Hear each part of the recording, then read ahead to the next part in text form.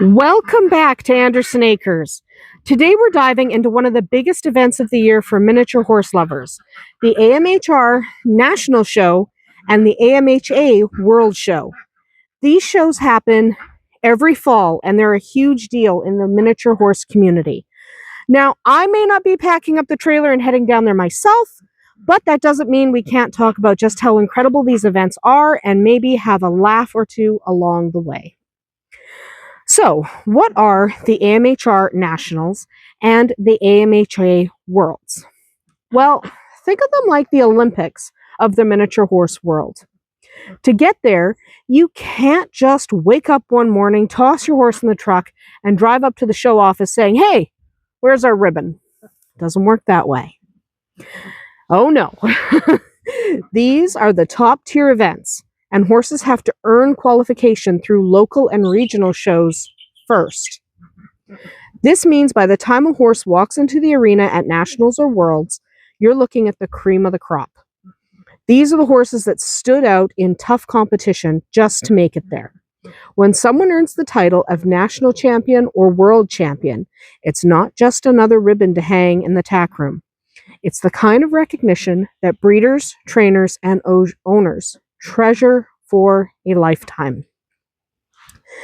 Now, the shows cover everything from halter classes, where the horse's conformation is judged, to performance classes like driving, obstacle, and Liberty. Liberty, by the way, is my favorite to watch. The horse is turned loose in the arena with music playing, and it's judged on movement, presence, and of course, whether it decides to cooperate or take off like it's auditioning for the Kentucky Derby. You never really know with minis. Honestly, if Shadowfax ever made it to Nationals, Liberty would be his class. Except instead of showing off, he'd just gallop straight for the nearest snack. And catching him after the music stopped, as long as I got a cookie. Actually, he's really good at Liberty. I'm doing him a disservice. Liberty is his class. He'd never be good enough to go to Worlds. It's not going to happen. It never would have happened. And especially now with his stifle injury, that's not something he would have been good enough at. However, it doesn't mean he doesn't have the lineage for it. And maybe if I'd pushed harder, we could have, but why? Anyway, now here's the great news. Even if you can't make the trip in person, both the AMHR Nationals and the AMHA Worlds are usually live streamed online. That means you can grab a cup of tea, curl up with your favorite blanket, and still get front row seats to the action. I'll admit, I have spent more than one late evening watching some of the curated events, so not live, but some of the events later on, so that I can kind of pick and choose what I watch, not just what's going on right now. I like to pick and choose. Okay? You can catch glimpses of everything. Tiny kids in youth classes leading their horse with more confidence than some adults. And seasoned trainers who spent months perfecting every detail. And of course, those unforgettable moments where a mini decides, nope, not today, and tests their handler's patience in front of a full crowd. Those are probably my favorite moments. Because let's be honest, it's always going to happen. Some horse is just going to decide, not today, buttercup. So, seeing it online, and especially watching just kind of your favorite events, it's the perfect way to see the shows without paying for hotels, travel, or hauling a trailer full of horses across the country. Because as anyone with horses knows, sometimes getting them into the trailer is an Olympic sport in and of itself, especially if they decided, I don't want to go today. Thank you very much. So even if you never plan to compete, these shows are worth attending in person at least once. So imagine it. Hundreds of beautiful miniature horses, each one groomed until they sparkle, lined up in massive arenas under bright, shining lights. The air is electric. The sound of hooves on the footing, the buzz of the crowd, the announcer's voice calling out class after class. And it's not just the horses.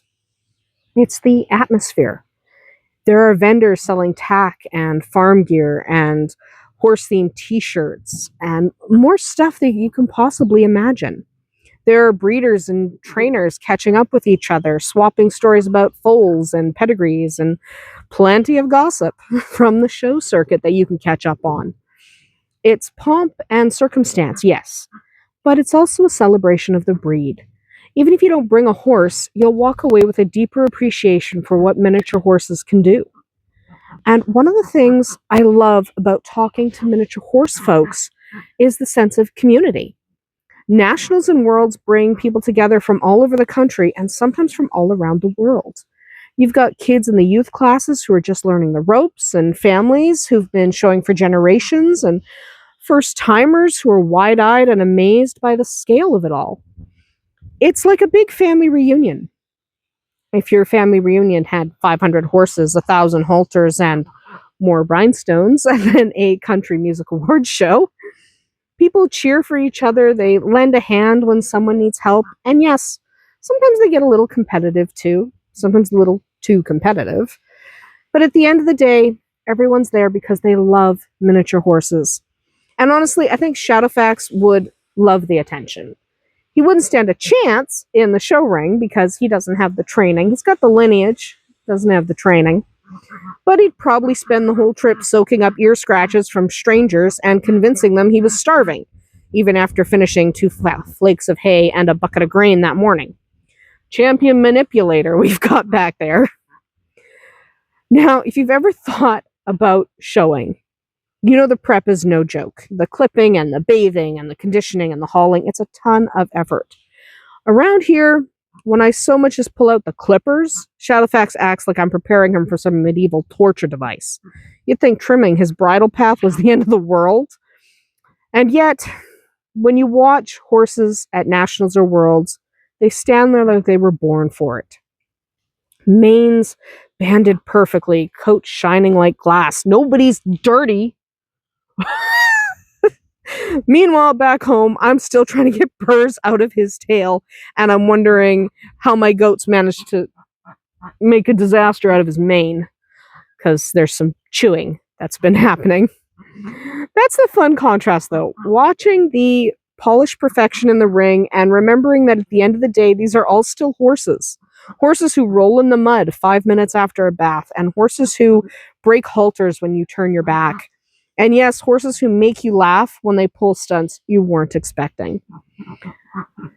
They're minis, after all. They do the unexpected. But for a lot of people, these shows aren't just competitions. They're milestones. That ribbon at nationals or worlds represents years of hard work, dedication, and sometimes even a lifelong dream. It's proof that all the long nights and the early mornings and the stubborn horses were worth it. But they're also for the spectators, people like you and me who just want to see the best miniature horses in the world strut their stuff. Even if you never show, you can learn a lot just by watching. You pick up on what judges look for and how handlers present their horses, and maybe even a few tricks you can try at home. And hey, even if the only thing you take away is that your horse would have been disqualified for biting the judge's hat, well, at least you had fun watching. So that's about it for me here today at Andersen Acres. The AMHR National Show and the AMHA World Show are truly highlights of the miniature horse world. Whether you dream of qualifying one day or you just want to enjoy the showmanship, community, and beauty of it all, they're worth your time, even if you never load a horse on a trailer. So let me know down in the comments. Have you ever been to a big horse show like this, or is it something you'd love to see one day? And what class would your horse qualify for if they could? Around here, Shadowfax would take in the blue ribbon for the most creative escape artist. And probably for best begging face, too. Thanks for joining me today, and we'll see you tomorrow.